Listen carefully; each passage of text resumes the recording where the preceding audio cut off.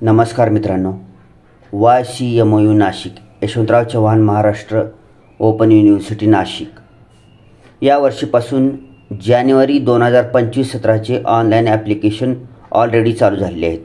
ह्याच्यावर आपण बरेचसे व्हिडिओ बनवलेले आहेत। तर जानेवारी 2025 सत्रामध्ये विविध कोर्सेसला ऑनलाईन ॲप्लिकेशन करण्याची व ॲडमिशन घेण्याची शेवटची तारीख आहे 15 फेब्रुवारी 2025 11:59 अगोदर रात्री।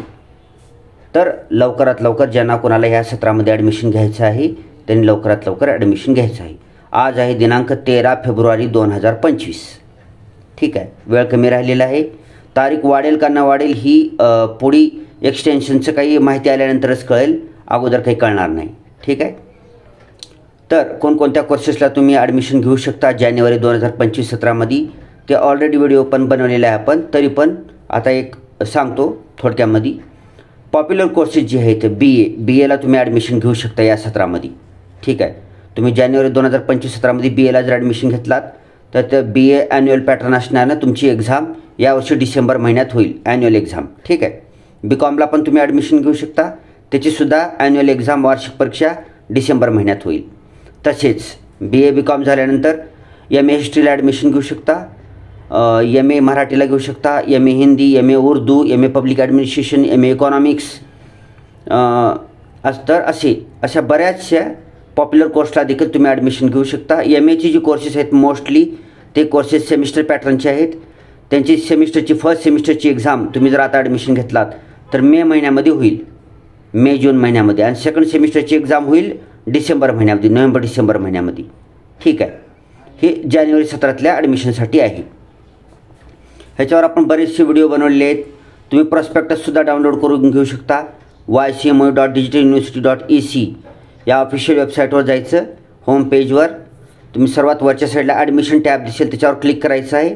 क्लिक केल्यानंतर स्क्रीनवर समोरच जानेवारी 2025 सत्रासाठी माहिती पुस्तिका म्हणून येईल, त्याच्यावर क्लिक करून विविध कोर्सेसची लिस्ट तिथे दिलेली आहे। त्या कोर्सेसपैकी तुम्हाला ज्या कोर्सेसला ॲडमिशन घ्यायची इच्छा असेल त्या कोर्सेसची पुढे क्लिक करून माहिती पुस्तिका डाउनलोड करून त्याचं प्रश्नपत्रिका पॅटर्न कशी असणार आहे, इंटरनल एक्झामला मार्क किती असणार आहेत, तसेच फीस किती असणार आहे, फर्स्ट इयरची फीस किती असणार आहे, सेकंड इयरची फीस किती असणार आहे, अशा सर्व बाबी त्या माहिती पुस्तिकेत दिलेल्या आहेत। तर तुम्ही ती माहिती पुस्तिका पूर्ण वाचायची आहे आणि नंतरच ऑनलाईन ॲप्लिकेशन करायचं आहे।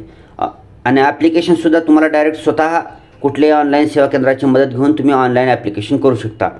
फक्त तुमच्या शैक्षणिक अर्हतेची जी डॉक्युमेंट असणार आहेत ते तुमच्याकडे असले पाहिजेत, आणि मोस्टली तुम्ही ओरिजिनल डॉक्युमेंट स्कॅन करूनच अपलोड करायचं आहे। कुठे तुम्ही रेग्युलर कॉलेजला ओरिजिनल डॉक्युमेंट दिले असतील तर त्यांच्याकडून फक्त स्कॅन करून आणायचं आहे तुमचे ओरिजिनल डॉक्युमेंट, हार्ड कॉपी आणायची गरज नाही। तर स्कॅन करून घ्यायचं आहे आणि स्कॅन करून अपलोड करून झेरॉक्स कॉपी सेल्फ अटेस्टेड करून तुम्ही स्टडी सेंटर कॉलेजला ॲडमिशन घ्यायचं आहे।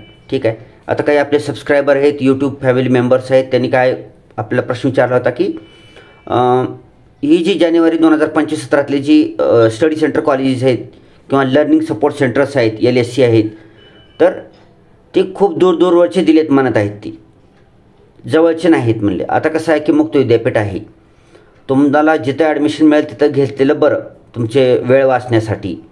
जून महिन्यात जर तुम्ही घ्यायचं म्हणलात तर तुम्हाला जास्त ठिकाणी जवळ अवेलेबल होईल।